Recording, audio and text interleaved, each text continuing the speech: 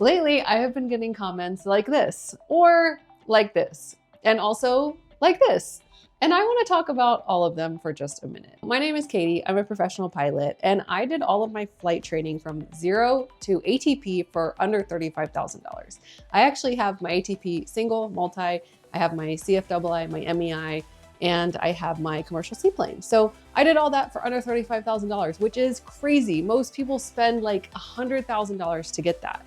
And the way that I did that is through Light Sport CFI. Now, I am a professional pilot now, but I really love instructing.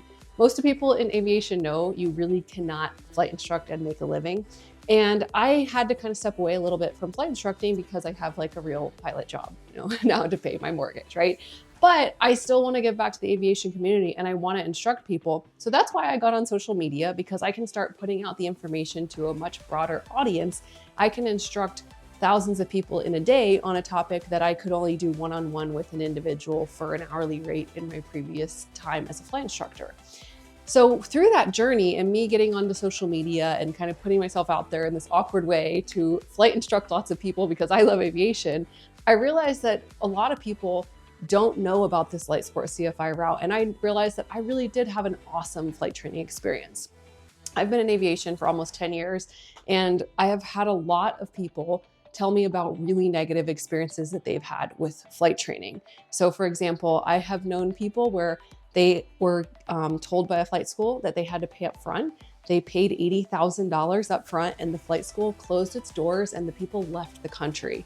And that student never got that money back. I actually know 3 people that happened to in Florida.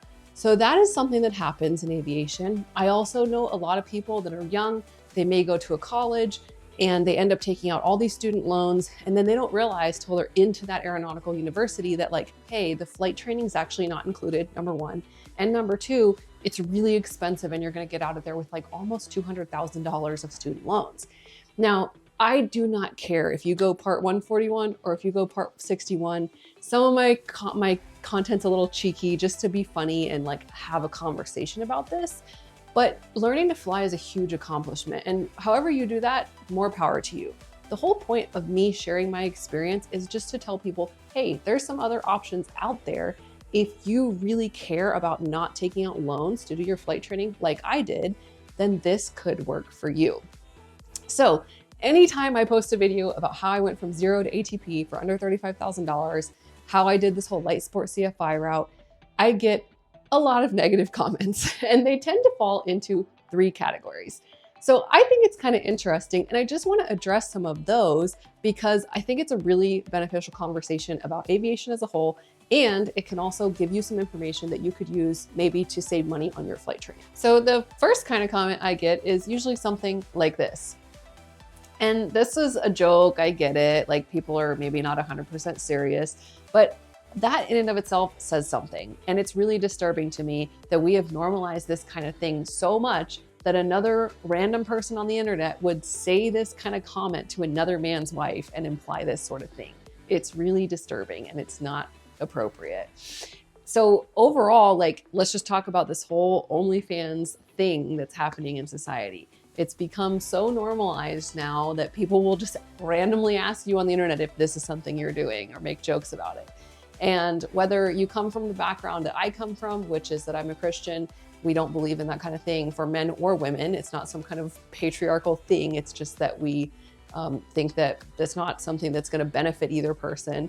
Or if you come from a scientific standpoint and you talk about how men's testosterone levels tank when they're looking at this kind of content with a woman that they're never going to be with, it's just not good for either person. So for me, I have never engaged in this kind of online thing. I really don't think it's appropriate, and you can make your own decisions. Now, for my social media, I tend to just leave these comments up because I think if you're going to make that kind of comment on the internet, then you need to stand by it. And I like people to see what kind of person you are. And I love that the followers that I have, a lot of them are people I know or have worked with in aviation that know me personally, and normally they will go make a comment like defending me, which is really cool. The second comment I get is basically something like this. And it's basically just saying that I got through my flight training because of nepotism and that it was all just like family connections because my dad was in the Air Force. So I'm not gonna say that that didn't help. You know, I have called my dad a lot with questions about like complex aerodynamic topics, or, you know, how do I do this certain thing? And I just don't have anyone to ask. And I didn't pay an instructor, I just called my dad. So totally think that's valid, but also like everybody kind of has mentors in aviation. So that's just kind of the way it goes. If you would like to do the job I did as a flight instructor for the Air Force, they are actually hiring right now. I didn't have any connections with my dad. I just basically cold called them.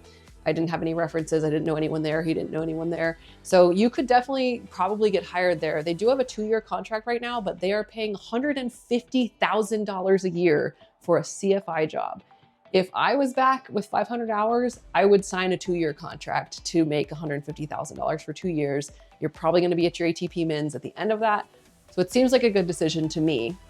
And again, helpful information. Maybe that's something that you would be interested in. They're run by a company called CAA, so you can look that up and apply online. I'll put the link in the description on this video if you would like to look into that. The third group of comments I get are usually like this. And it's basically this whole conversation about, can you be a good flight instructor at the minimums for that rating? So I did light sport CFI. That means that I did not have a commercial license. I did not have an instrument rating, and I had 150 hours total time. And I started teaching people to fly in light sport airplanes. That's how I got through all my flight training so inexpensively, because I stopped paying for flight time at that point. And then I time billed, you know, while I was being paid to instruct, which is legal because the FAA sees instructing as being compensated for teaching and not for piloting. So totally legal. But I just want to have this whole conversation about the low time instructor. So if you go through a 141 school, you're a CFI-A, like full CFI at 180 hours. So 150 for light sport CFI, 180 for 141 school, 250 for Part 61 commercial full CFI. None of those people are experienced pilots. Like, let's just say that. We're all real green, and we're going to be drinking out of the fire hose as instructors. Now I have over 1,700 hours of dual given. I have well over 3,000 hours total time, which again is not a whole lot of time in the realm of flight instruction. I know a lot of pilots that have like 10,000 hours. So I think I'm just sort of getting to the point where I have a moderate realm of experience in aviation. Some people don't feel that way. They think, you know, 1,000 hours is a lot of time. So there's a wide range on what people feel is an appropriate, you know, safe pilot. I personally think that every pilot that gets into an airplane has to just take responsibility for where their knowledge stops and where their proficiency stops. You know, the first time you fly an ILS down to minimums, it's gonna be a little bit more difficult than the 10,000th time that you do it. Every pilot has to decide where their limits are, and they have to pass the I'm safe checklist and just make those decisions.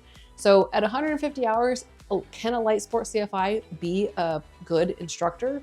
I think so. I don't think there's that much of a difference between a Part 141 at 180, Part 61 at 250 hours. Now, I wasn't saying that at 150 hours, I was the best instructor that ever lived, but this is a conversation that you should take up with the FAA if you have any problem with this, because I don't make the rules. I was just operating inside of them. I also had no accidents, incidents, or any issues of any kind during that time, as do thousands of other flight instructors who are starting at 250 hours. There are some pros to using a lower time instructor, which is they're usually more empathetic, they're not burnt out, they're very fresh on the rules, and they can put themselves in the student's seat and say, what did I need to know at this point that's gonna help unlock this door for me?